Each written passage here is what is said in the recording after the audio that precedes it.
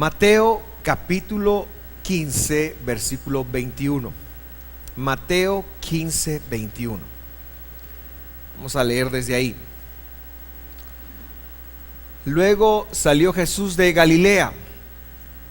¿Sabe usted cómo se dice Galilea en hebreo? Se dice Galil.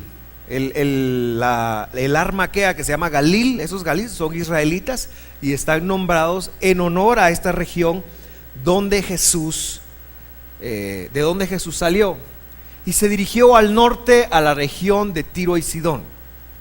Ahora, en mi experiencia, esa es la única vez, aparte de cuando era niño, que Jesús salió del territorio de Israel.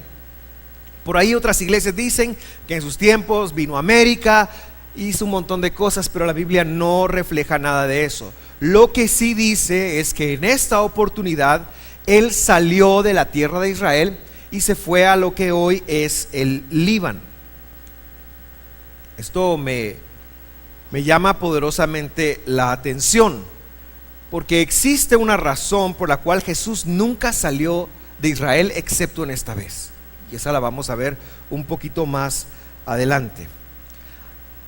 Pero por ende, el hecho de haber salido hace que nosotros nos preguntemos. La Biblia, en toda su revelación, Antiguo y Nuevo Testamento, es como un regalo de cumpleaños. De tal manera que lo importante no es lo que se ve afuera. En mi casa, cuando a mí me dan un regalo de cumpleaños, yo llamo a mi hija menor y le digo, ábrelo, porque ella disfruta abrir regalos.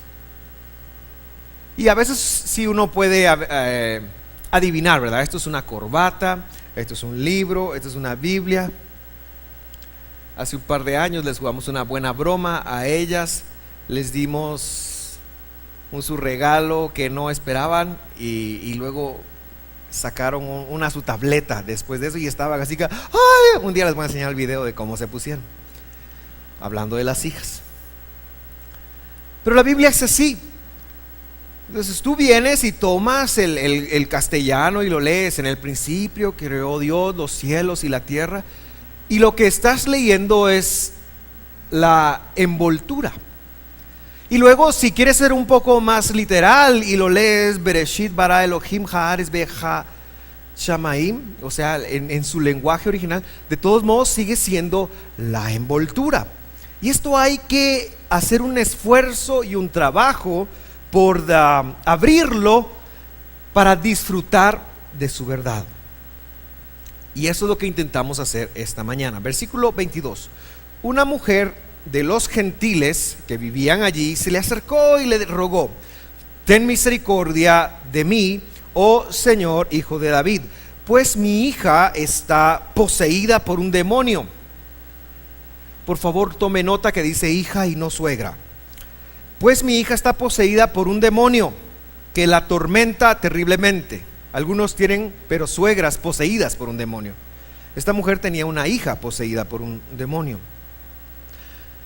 Necesitamos entonces desenvolver un poquito este versículo para tratar de entender claramente lo que dice, lo que Jesús está tratando de comunicarnos acá. Y dicho sea de paso, no tengo nada en contra de las suegras, al contrario, la mía me cae bien y la amo y la bendigo, y Dios la tenga en donde está en este momento, que está lejos, y ahí que esté bien. Entonces vamos a desempacar un poquito el versículo. Quiero señalar tres cosas. La palabra gentil, que subrayé allí en el versículo que usted logra ver, nos va a ayudar a conectar el tema. En el primer siglo la palabra gentil tenía dos acepciones. Hoy en día, cuando alguien le hace un favor a usted, dice gracias, muy gentil, dice uno, significa amable. Pero en el primer siglo quería decir dos cosas. Se usaba para describir a los judíos que vivían en la diáspora y que no estaban en Jerusalén. En Israel vivía 1 millón de judíos más o menos, y fuera de Israel vivían 8 millones de judíos regados en todo el imperio romano. Y estos judíos mandaban sus diezmos a Jerusalén y eran los que sostenían, por así decirlo, la tierra, el templo y todo lo que tenía que ver en Israel. Por eso Pablo, posteriormente, él lleva muchas ofrendas a Jerusalén. Entonces, la primera acepción son estos judíos que han nacido, pero que siguen siendo judíos de raza, pero que han perdido un poquito su identidad, que han perdido un poquito sus costumbres, que han perdido un poquito su fe. Y la segunda acepción es de aquellas personas que son idólatras, es decir, se dedican a adorar ídolos. Tenemos que entender que en el primer siglo, cuando este mensaje fue dado, existían muchísimas religiones, pero el cristianismo no existía. El cristianismo no era un sistema religioso en ese entonces. El cristianismo, como lo conocemos hoy, más o menos empezó a cobrar vida en el siglo III. Pero en ese entonces habían dos fes. Todas las demás fes, politeístas, creyentes en cualquier otra adoración, y el pueblo de Dios, los israelitas, los judíos, los que creían en el Señor, en Jehová de los ejércitos y en la manifestación de su Hijo Jesucristo, que empezaron primero que nada los discípulos de Jesús. Entonces los gentiles aquí son personas idólatras que no tienen pacto. Y precisamente era el caso de la mujer en cuestión. Ella no era una israelita, ella era una gentil idólatra, pero tenía una necesidad, como pudimos leer, ¿sí? La segunda cosa que quiero compartir con usted es que esta mujer sabía quién era Jesús. Esta mujer era idólatra, no tenía conocimiento del Dios de Israel, pero de alguna forma se encargó de hacer su tarea para que cuando algún día ella oye, pues anda por ahí un tal Jesús. ¿Y quién será ese Jesús? Jesús de Nazaret. ¿Quién? El Mesías de Israel. ¿Y qué hace el Mesías de Israel? Pues vino a salvar a su pueblo. Pero sabemos una cosa, ese hombre sana, ese hombre alimenta, ese hombre es sobrenatural. ¿Y cómo así? Pues los judíos esperan un Mesías y ella hace una labor de informarse de qué se trata. Ella no tendría por qué saber que él era hijo de David. Y yo quiero decirle algo, mi querido hermano, que es una enseñanza muy importante para nosotros hoy en día. A veces cuando nosotros nos acercamos a Dios, una de las razones por las que no recibimos respuesta es porque no sabemos quién Dios es, o quién es Dios, o su alcance, o su poder, o lo maravilloso que Él es. A veces la religión nos ha cegado tanto que vemos a un Dios colgado, que vemos a un Dios humano, que vemos a un Dios limitado, a un Dios que no puede, a un Dios que no hace, a un Dios que a saber si me va a oír, a saber si me va a escuchar. Esta mujer hizo su tarea. Ella fue e investigó quién era, porque ella sabía que este hombre quizás no sabía que era Dios. Eso lo sabemos usted y yo, pero ella sabía que ese hombre podría ayudarla en su necesidad. Cuando usted se acerca a Dios, ¿puede usted acercarse con esta misma intención, sabiendo que Él es todopoderoso? Cuando usted se acerca a Jesús, se acerca así, se acerca sabiendo que Él tiene todo el poder absoluto, que no lo va a compartir con nadie, con ninguna otra. Cuando usted vaya al médico, sepa que el médico es alguien que ayuda a Dios, pero no tiene poder de sanarlo. Cuando usted se toma una medicina, sepa que esto es una bendición, pero la sanidad proviene de Dios. Lo que pasa es que Él la disfraza de las medicinas. A veces como creyentes oramos y pedimos y no recibimos porque no hemos abierto nuestra mente a entender quién es Jesús. Y eso es un trabajo que tenemos que hacer. Es un trabajo espiritual. La fe tiene que ver precisamente con el entendimiento de que Él es el Rey de Reyes, Él es el Señor de Señores, Él gobierna, nada pasa sin su autorización. Y Él tiene el poder para cambiar tu situación, Él tiene el poder para cambiar tu vida, Él tiene el poder para cambiar lo malo que está pasando en este momento en ti. Él tiene el poder para sanarte, para prosperarte, para levantarte, para bendecirte, para todo lo que necesites. Él tiene el poder. No existe algo más. Es idolatría pensar que algo más puede prosperarnos o bendecirnos. Por supuesto que Él disfraza, por ejemplo, su provisión de un trabajo, de un empleo, de un esposo, de alguien que te da, de alguien que se acerca. Por supuesto que Él lo disfraza, pero el proveedor es Él. Él es el proveedor. Cuando nosotros vemos a humanos y pensamos que ellos nos proveen, tengo que portarme bien con mi jefe porque si no me puede despedir y me puede echar. Y entonces ahí andamos todos. Tiene que portarse bien con su jefe, pero no por eso. No estoy diciendo que no tenga que portarse bien. Tiene que portarse bien, tiene que hacer bien las cosas, pero porque los mandamientos de Dios se lo piden, porque usted está sirviendo al Señor. Y por eso, cuando hablábamos en la cena del Señor hace un momento, yo le decía a usted, vamos a servir al Señor mañana con alegría en el tráfico. Porque como Pablo dice tan ciertamente en su carta a los Colosenses, y todo lo que hagan, o lo que hacen, perdón, háganlo como para el Señor, porque de Él recibirán la recompensa.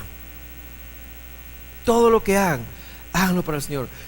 El hermano Meme no vino el hermano Meme. Qué bueno, voy a hablar de él. Si no, lo iba a chiviar. El hermano Meme es un joven de 76, 77 años más o menos. Trabaja aquí en la iglesia. Y él viene, es alguien que es esforzado, se levanta temprano. Viene aquí después de 2 o 3 buses a las 6 de la mañana. Y se pone y se ocupa y hace. Y a mí me inspira a verlo. No para. Claro, él hace las cosas en su tiempo, lleva su ritmo, pero me impresiona que este hombre está todo el día a sus 77 años trabajando y esforzando y haciendo. Y si la hermana Miriam, ¿vino la hermana Miriam? ¿No está? También voy a hablar de ella. Yo sé que vino, pero no está ahorita, ¿verdad? También voy a hablar de ella. Y si la hermana Miriam lo envía a barrer hojas, él va y lo hace con un corazón. Y si yo le digo, hermano Meme, sonría, él me muestra los cholcos. Pero una vez yo le pregunté, hermano Meme, ¿usted por qué trabaja así? ¿Usted por qué? ¿Por qué? Porque a mí me impresionó la actitud con la que hacía las cosas. Y él me dijo, porque yo hago las cosas para mi Señor. Fue lo que me dijo. Me impresionó. Qué bueno que no vino. Me dio chance de dar un buen ejemplo de él. Entonces, conozca usted quién es Jesús. Su tarea es en conocer quién es Jesús. La tercera cosa que quiero señalar es que esta mujer tenía una necesidad. Dice que la necesidad era que su hija estaba poseída por un demonio que la atormentaba terriblemente. Hace unos años, en la iglesia donde yo me congregaba en los años 70 y 80, sí, hagan auto lo que quieran, que me importa. Su bendición ya viene por ese U. Llegaron de la televisión holandesa a filmar un servicio a la iglesia. En ese entonces el avivamiento en Guatemala estaba empezando. Antes de eso todos cantábamos con himnarios, nadie parado. Era otra forma de alabanza. Pero en ese entonces empezaba el avivamiento y durante la adoración la gente se entregaba al Señor con todo el corazón, igual que hoy. Y se entregaba y lo hacía y el Espíritu Santo se empezaba a mover. Entonces había gente que empezaba a tener manifestaciones raras, si usted sabe a lo que me refiero. Había otras personas que tenían se ponían a llorar, otros a reír. Yo le estoy hablando de los años 80. Ya cuando usted lo encontró, porque apareció un hermano que dijo, más, eso era viejo, eso lo sabíamos nosotros. Y pudimos ver eso, y entonces la gente estaba impresionada y nosotros contentos, bueno, los líderes, porque yo era niño en ese entonces, contentos llegaron y filmaron todo eso, y wow, y los líderes todos contentos, miren, y que va a ser un gran testimonio. ¿Qué? Si lo que hicieron en Holanda fue pasar un documental que decía, en pleno siglo XX todavía existen personas retrógradas. Se puede usted imaginar, fue un gran fiasco eso para los líderes. Y la verdad es que existen muchas explicaciones hoy en día para hablar del término poseído por un demonio que la atormenta terriblemente. Yo no sé si usted cree o no en los demonios. A ellos no les importa si usted cree o no. Ellos se van a hacer su trabajo. Existen fuerzas de impureza, les voy a llamar así. Existen fuerzas de impureza que muchas veces tienen puertas abiertas en nuestras vidas. Y por eso a veces hay problemas con no prosperar, a veces hay problemas de carácter, sobre todo. A veces hay problemas de ira. A veces cuando alguien no puede sobreponerse a un comportamiento compulsivo, es porque están operando fuerzas de impureza espirituales negativas. No son enemigos de Dios, no, por el contrario, no son enemigos de Dios. Tienen un gran jefe, un jefe que los dirige, que los organiza, y tienen todo un ejército. Eso está muy bien documentado en la Biblia. Yo no voy a entrar a todo eso. No sé si usted cree o no, porque últimamente hemos visto un descenso en el mundo espiritual. Pero si usted llega a mi oficina un día, le puedo garantizar que le voy a encontrar uno que otro. Esa no les gustó, ¿verdad? De verdad. Y los que han pasado por la oficina ya saben, hay un botecito que tengo listo ahí para esos. Así que esta niña tenía un problema, estaba poseída, es decir, que venía una fuerza de impureza y anulaba su personalidad y la hacía actuar de una cierta manera, que era dañina para ella, que era complicado para ella. Y la mamá le pide misericordia. Tiene un gran problema.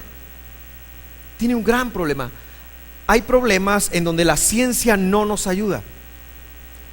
Y ya dije, ¿por qué? Porque no tiene el poder para hacerlo. El único que tiene el poder para ayudarnos es Dios. Y Él es tan bueno que muchas veces, aunque no le pidamos ayuda, por medio de una píldora o por medio de lo que sea, nos ayuda. Pero en el caso de esta mujer, y seguramente en el caso alguno de ustedes, habrá enfrentado situaciones en la vida en donde cualquier cosa que hizo no le dio resultado. Déjeme decirle, allí donde algo no da resultado, allí Dios sí da resultados. Pero esta mujer le pide misericordia. Ahora, esto me llamó mucho la atención. ¿Por qué razón? Porque nosotros pensamos que la misericordia es algo sencillo, es algo favorable, y la confundimos con la palabra gracia. Gracia. ¿Qué es gracia? Gracia es aquella dádiva de Dios que nos salvó, que envió a su Hijo al mundo, aunque nosotros no lo pedimos ni nos lo ganamos. Eso es gracia. Eso es gracia. Que Dios derramó sobre nosotros todo su amor sin que se lo pidiéramos, no nos los ganamos. ¿Qué es misericordia? Misericordia es la bondad de Dios que exige un trabajo de tu parte.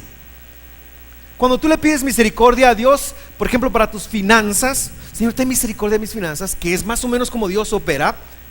Dios te va a exigir, ok, está bien, yo me voy a involucrar contigo, pero tienes que hacer algo, te tiene que costar, tienes que esforzarte, te lo tienes que ganar. Yo voy a dar mi parte, pero tú tienes que hacer la tuya. Y eso es lo que la mujer le pidió. Señor, yo estoy dispuesta a hacer algo, pero ten misericordia de nosotros. Si yo hago algo, entonces tú también respóndelo. Y esto es como opera el 95% de los casos en la Biblia. Así opera. Dios es un espejo de lo que hacemos. Esto es, por ejemplo, a lo que Jesús se refería cuando Jesús dijo: y todo lo que permitan en la tierra será permitido en el cielo. Esto es a lo que Jesús se refería, o la Biblia se refiere cuando Jesús dijo: y todo lo que prohíban en la tierra será prohibido en el cielo. Esto es, misericordia es: dad y se os dará. Misericordia es: si tú pides al Padre, el Padre te responderá. Eso es misericordia. Gracia es, por ejemplo, el sol. Eso es gracia, que Dios te lo da, se lo pidas o no. Entonces no le está pidiendo un favor inmerecido, le está pidiendo la oportunidad de colaborar con Dios con una necesidad con respecto de su hija. Pero sigamos la lectura. El versículo 23 dice: pero Jesús, esa es la primera reacción de Jesús, no le contestó ni una palabra. Por favor, haga una pausa y no lea la Biblia, desempaquemos esto también. Ella va y le derrama sus entrañas al Señor. Dice: mira, yo sé quién eres, te pido misericordia, estoy dispuesta a hacer algo, estoy dispuesta a trabajar, tú eres el Hijo de Dios, tú eres el descendiente de David, yo creo en ti y toda la cosa. Y Jesús, si fuera escrito en Chapín, ahí diría: y Jesús se empezó a hacer, con todo el respeto, se hizo el loco. Eso es lo que diría allí. De verdad, tenemos que leer la Biblia como es. Entonces, o sea, Jesús hizo como que no la oía, ¿verdad? Y aquella estaba: yo no me imagino a Jesús así, jamás de los jamases. Pero como ella le pidió misericordia, tiene que hacer un esfuerzo. Y entonces dice: entonces sus discípulos querían prestar ayuda y le pidieron que la despidiera. Qué buena onda, qué buenos discípulos tenía Jesús. A veces los discípulos de Jesús somos así, ¿verdad? Dios mío, ahí hay necesidad. Señor, ¿sabes qué? Que se vayan. Le pidieron que la despidiera. Dile que se vaya, dijeron. Nos está molestando con sus súplicas. Y por de verdad, hermano, sitúese por favor en ese momento histórico. Sitúese. Un trueno, como me los pone a todos, va.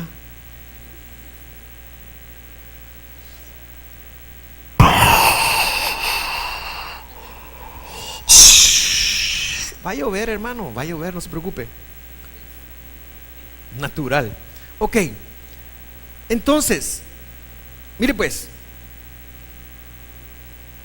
ellos le dicen: échala, de verdad. ¿Y qué hizo el Señor? Leamos. Jesús le dijo a la mujer: fui enviado solamente a las ovejas perdidas de Dios, el pueblo de Israel. ¿Cómo le llamaría usted a eso? Por favor, ayúdeme. Esto es un rechazo, ¿o no? Señor, ayúdame porque no. Miren, en Guatemala estamos muy acostumbrados a los rechazos. Vaya usted a hacer un trámite burocrático. Vaya a hacer un trámite burocrático, lleve su licencia o vaya a hacer cualquier cosa. Y usted no lleva 18 sellos de no sé qué, no. Y se lo tiran, ¿o no? Entonces ahora es el rechazo y es así como hasta mal nos cae. Y entonces hay algunos que: no, hombre, sí me lo puede recibir, ¿verdad? ¿Cuánto me costaría recibirlo? Entonces le ven el billete a 5 y lo mandan a su casa de una vez a uno, ¿verdad? Qué tristeza. Pero por lo menos tengo uno. Jesús la rechazó, hermanos. Ahí está. No le estoy mintiendo yo. Ahí está. No se rían, de verdad la rechazó. Y le esclareció su misión. Él ha venido a ayudar solamente a las ovejas perdidas de Dios, es decir, el pueblo de Israel. Por eso, no deseche usted la noción del pueblo de Israel, porque si en algo lo va a ayudar Dios es cuando usted conecte que usted es pueblo de Dios. Por eso Pablo dice en Efesios: de dos pueblos, Israel y el que no era, los judíos y los que no eran, hizo uno, dice. Así que nos conviene ser pueblo de Israel, porque ¿a quiénes vino Jesús? a ellos. Y yo sé que esto choca con la teología de porque de tal manera amó Dios al mundo que ha dado su unigénito, pero yo no le estoy hablando le estoy hablando de la misma idea vista desde otro punto de vista.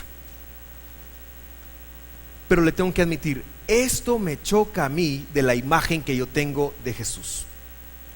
Porque yo jamás me he imaginado al Señor Jesús rechazando ninguna de mis oraciones. Yo nunca me he imaginado a Jesús que escucha una oración y diga, no, sáquenlo, váyase, ciérrenlo. No, nunca me lo había imaginado. Hasta que me di cuenta que he pedido muchas cosas que no he recibido. Yo no sé usted, pero yo he pedido muchas cosas que no he recibido. Yo le invito a evaluar eso en su vida. Y entonces yo empecé a pensar, aquí cuando yo leí esto fue así como, ¿cómo así? Yo empecé a pensar en eso. Yo quiero invitarlo a pensar fuera de la caja religiosa que nos han enseñado. La caja religiosa que nos han enseñado es a ser irresponsables y decir en el nombre de Jesús. Es decir, yo no hago mi tarea, pero solo digo me arrepiento en el nombre de Jesús, amén, y así va a funcionar. Pero ¿qué si no funciona así? Nos han enseñado que el que peca y ora empata, pero no funciona así. Por supuesto que la Biblia dice que si alguno peca, abogado tenemos para con Jesucristo, para con el Padre, a Jesucristo el justo. Pero la Biblia enseña que tenemos que hacer un arrepentimiento para que eso nos funcione. Por lo tanto, mis queridos hermanos, el tema cristiano no se trata solo de soplar y hacer botellas. Requiere que nosotros entendamos bien nuestro papel en la misericordia de Dios. Y eso es lo que esta mujer nos enseña. Porque en mi caso, si Jesús me dice en ese momento, en mi caso, yo estoy hablando de mí ahora, si Jesús se para conmigo, no, con vos no, papadito, porque yo vine a las ovejas perdidas de Israel, yo hasta me hubiera enojado y yo hubiera llegado, lo voy a denunciar en la Procuraduría de los Derechos Humanos por discriminación a los chapines. Porque él le dijo así. Yo le invito a pensar fuera de los parámetros religiosos que le han dado toda la vida. ¿Sabe qué es lo que más me ha costado a mí a la hora de leer la Biblia en los últimos 10 años? Deshacerme de todo ese bagaje que pusieron de religión en mi mente. Eso es lo que más me ha costado. Con mi lucha más grande en mi búsqueda de Dios es la ensarta de cosas que yo he permitido que se pongan de Dios, y el hecho de no ir a su palabra para entenderlo como Dios es. Ya se les está yendo el frío, el calor, ¿verdad? La gran, yo ya sentí un poquito de alivio, así que no vayan a apagar los ventiladores, póngase suéter. ¿Está listo para pensar fuera de la caja? Gracias a los de aquí que dijeron que sí. Ok, versículo 25. Ella no se rindió. Las mujeres son persistentes, ¿o no? Dios bendiga, porque si esto hubiera sido un hombre, el atarantado se hubiera ido.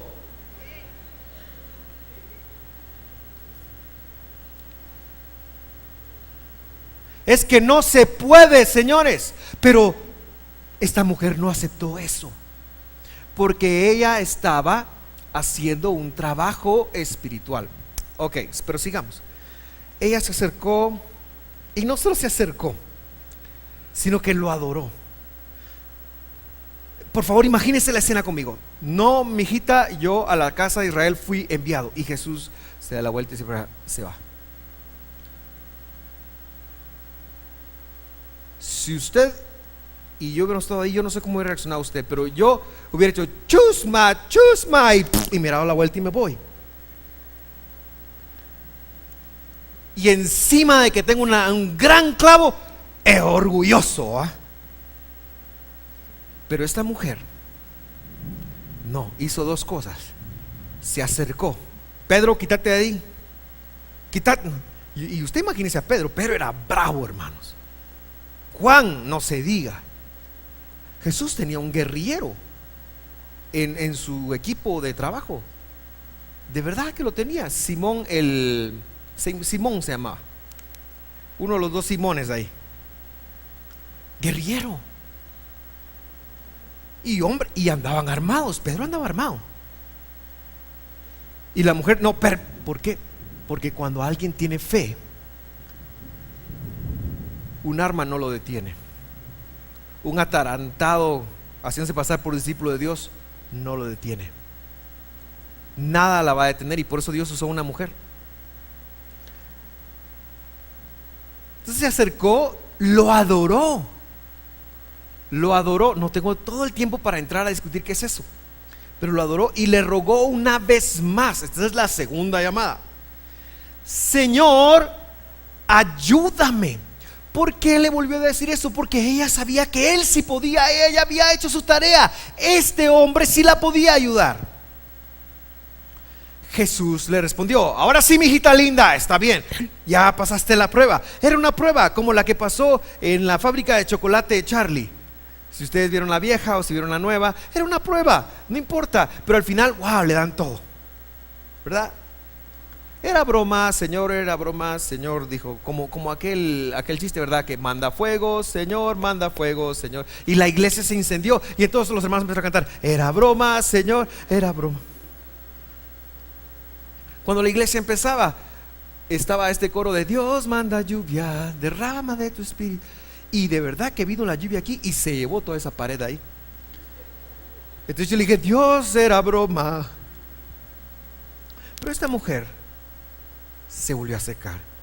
Y Jesús le respondió: no está bien tomar la comida de los hijos y arrojársela a los perros. Dios santo, si los derechos humanos se hubieran enterado de eso, ¿qué le hacen a Jesús? Todavía estuviera en el bote. Ahora, por favor, no venga usted a justificar esto. No, es que de plano que Jesús, no, esto realmente ocurrió, y ocurrió así como la escritura lo dice. Y es una invitación para que usted y yo pensemos fuera de la religión. ¿Qué está ocurriendo? ¿Qué está pasando? Lo primero es que de verdad Jesús era el Mesías de Israel, y de verdad su llamado estaba hecho a llamar a las ovejas perdidas de Israel. Pero no se preocupe, si usted lo encontró, no, lo dije mal. Si Jesús lo encontró a usted, usted era una de esas ovejas perdidas de la casa de Israel. No se preocupe, no se preocupe. No es un tema de religión, es mucho más allá de eso. Pero lo que tenemos que entender es que en el primer siglo se le llamaba perros o perrillos a los idólatras. En Israel, cuando había una persona, había mucha idolatría. El templo estaba, pero los romanos estaban por todos lados, y ellos tenían sus estatuillas, sus dioses paganos. Habían cultos tan terribles que su forma de adorar me daría a mí vergüenza describir aquí cómo era. La idolatría era algo que usted no se puede imaginar. Gracias a Dios, hoy la idolatría ya se acabó. ¿De dónde fregados? Está igual, solo que ahora la idolatría es interna, está en el corazón, y lo vamos a ver en un momento. Dios, era broma eso de la lluvia.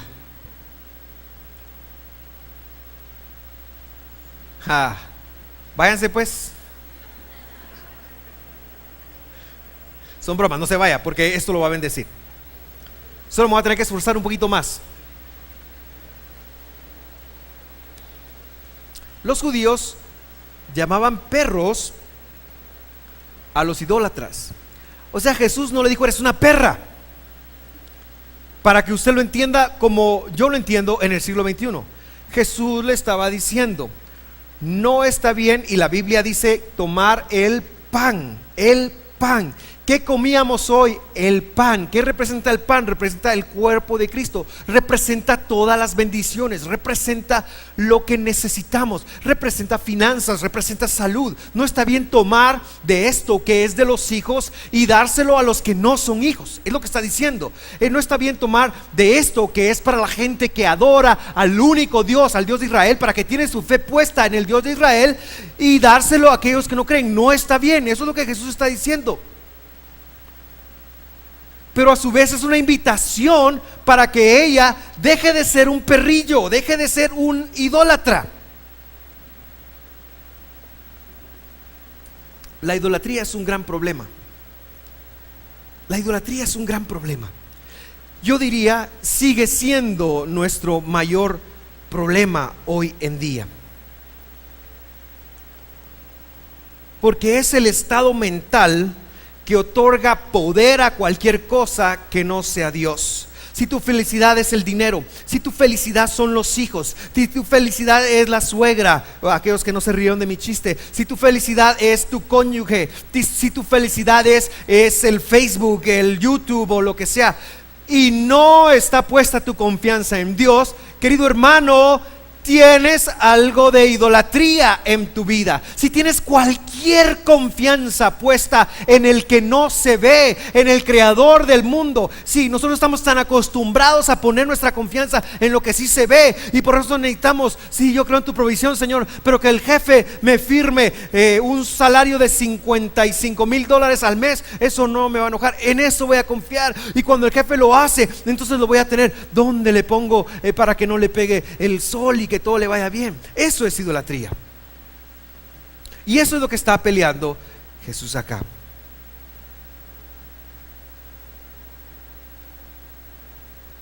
Así que por segunda vez a esta mujer le va horrible.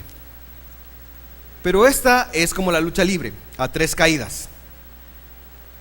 Entonces ella regresa. Es verdad, Señor, le responde en el versículo 27. Es verdad, respondió la mujer, pero hasta los perros se les permite comer las sobras o las migajas, porque está hablando de pan, que caen bajo la mesa de sus amos. ¿Qué está diciendo?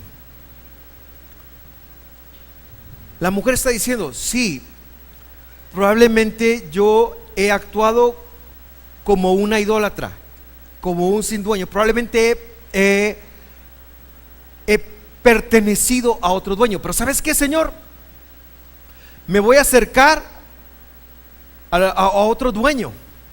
Me voy a acercar a alguien que reciba pan de ti, y voy a ver qué miga logro cachar, porque una miga es todo lo que yo necesito. A mí me impacta la fe de esta mujer.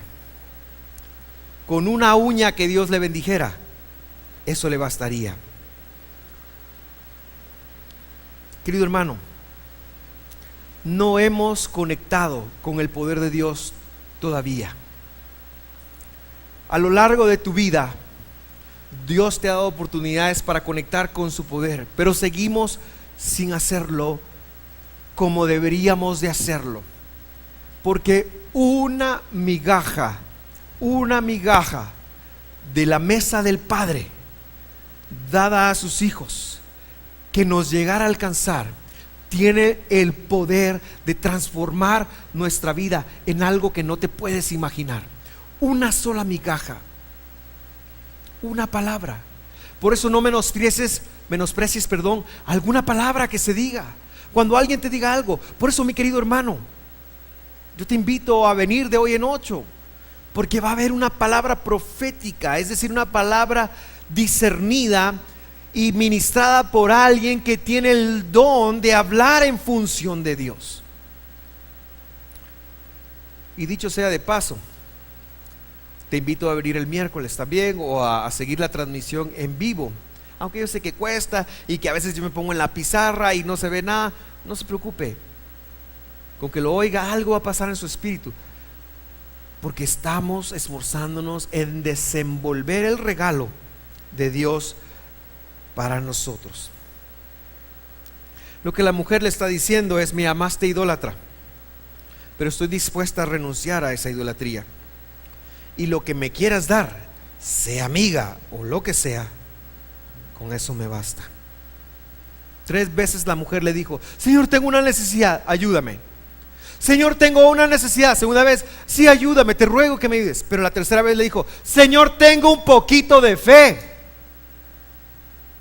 Tengo un poquito de fe en ti. Por eso, a partir de hoy, dejo la idolatría y te sigo a ti. Y por eso Jesús le respondió: apreciada mujer. Ahora sí es apreciada, ¿verdad?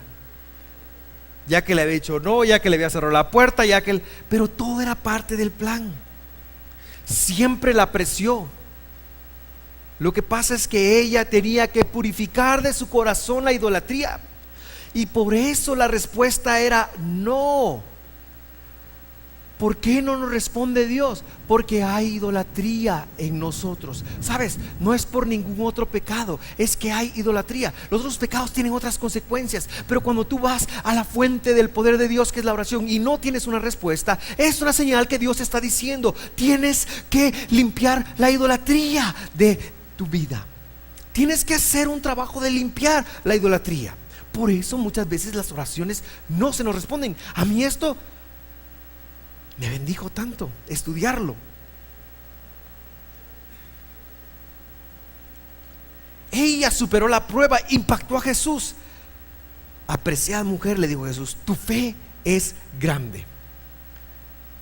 Extranjeros sorprendían a Jesús porque tenían una gran fe.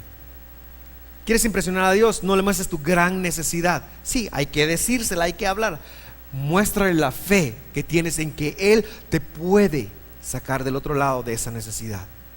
Mostrar cualquier otra cosa es idolatría, y no se te van a responder las oraciones. Tu fe es grande, se te concede lo que pides. Y al instante su hija se sanó. Ok.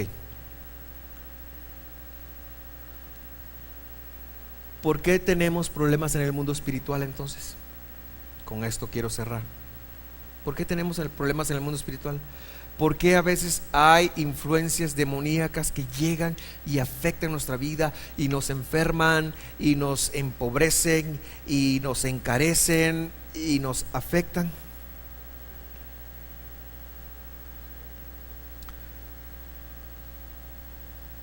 Por la idolatría. Por la idolatría. Querido hermano, hay un plan de Dios para tu vida.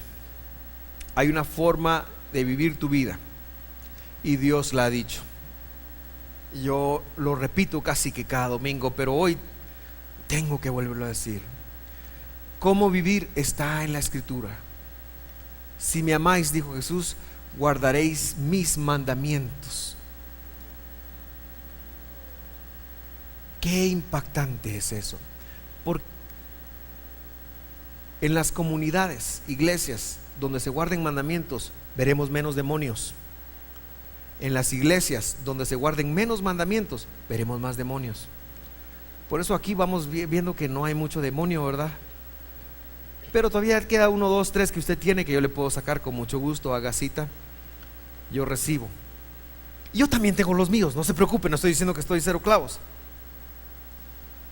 Y nos reímos como que fuera un chiste, pero no lo es. Es que estamos enfrascados en un proceso de limpieza de nuestra alma, en trabajar para ser libres.